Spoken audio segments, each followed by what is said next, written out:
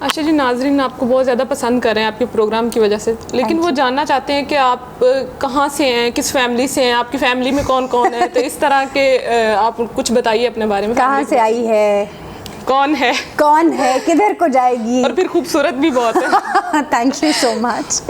खूबसूरती देखने वाले की आंख में होती है, तो आपकी आंख में असल नहीं, माशाल्लाह साहब बहुत प्यारी है। थैंक यू सो मच, बहुत शुक्रिया, आप खुद भी बहुत हसीन हैं। Thank you. अच्छा जी, मेरे बारे में सोशल मीडिया पे फिर वही बातें हैं, बहुत सारी बातें सुनने को और कहने को मिल रही हैं। मैं कश्मीरी नहीं हूँ, मैं अराई हूँ, ठीक है। पता चल गया नाजरीन को, हाँ क्योंकि यूट्यूब पे वीडियोस हैं, बिल्कुल, कोई कहीं का घर उठा के ये आयशा जी का घर है, ये उनकी फैमिली है, मतलब इस तरह की वीडियोस आ रही है। तो आज आप हमारे नाजरीन को हमारे प्रोग्राम के थ्रू खुद बता देंगे। मैं खुद ही बता रही हूँ कि मैं बिल्कुल कश्मीरी नहीं हूँ, मैं बिल्कुल भट्ट नहीं हूँ, मैं अराई हूँ और मैं लाहौर की ही जंपल हूँ। ज़बान से नहीं लगता, क्योंकि मैं पंजाबी वालदा बचपन में बोलने नहीं देती थी, इसलिए, और हम मेरा मीडियम उर्दू ही रहा हमेशा। तो वहाँ जुगतों में आप पंजाबी यूज़ करती हैं? मजबूरी है जी, अब क्या करूँ, 4 साल हो गए, अब उनके साथ बैठती हूँ, अब तो जुमले भी कस लेती हूँ, फिर मुझे मना किया जाता है कि आपने ये बात नहीं कहनी। अच्छा, ये इतने सारे मतलब आपके साथ कॉमेडी के बड़े बड़े स्टार्स आपके साथ होते हैं, तो इनमें से आपको सबसे ज़्यादा कौन पसंद है? अच्छा, मुझे ये सब लोग बहुत अच्छे लगते हैं, एंड ऑनेस्टली अगर कोई सबसे बड़ा फ़नकार है ना, तो वो अली मीर है। वो अली मीर क्यों है?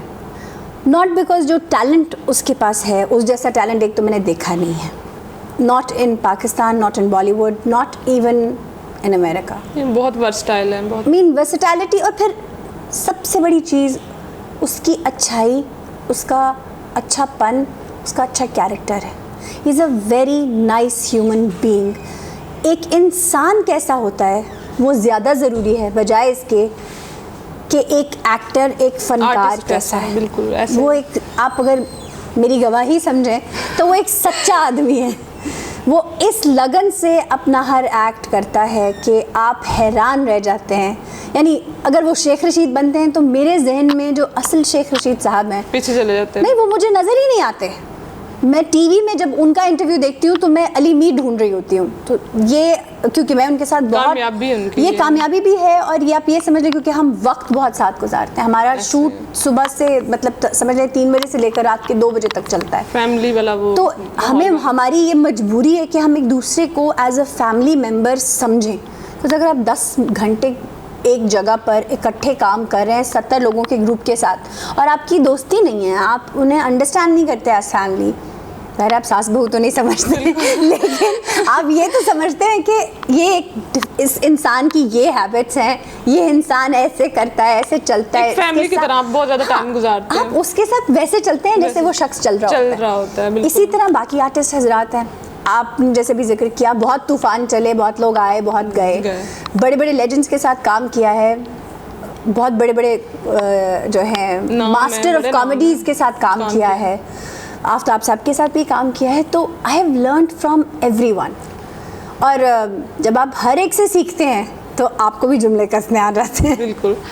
अच्छा, एक आपका जो प्रोग्राम है काफ़ी वक्त मांगता है, तो इतना मसरूफ़ होती होंगी बहुत ज़्यादा, तो अगर उसमें से कोई टाइम बचता है तो क्या करती हैं, क्या हॉबीज़ हैं? मैं क्या करती हूँ मैं साइकिलिंग करती हूँ बहुत शौक़ से। मैंने साइकिल रखी हुई है और मैं साइकिल लेकर कैंट में जगह जगह घूमती पाई जाती हूँ।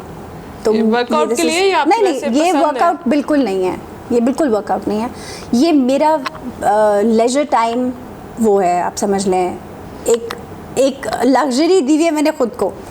दूसरा, मैं लिखती हूँ, भले इंग्लिश हो उर्दू हो, आई कीप राइटिंग।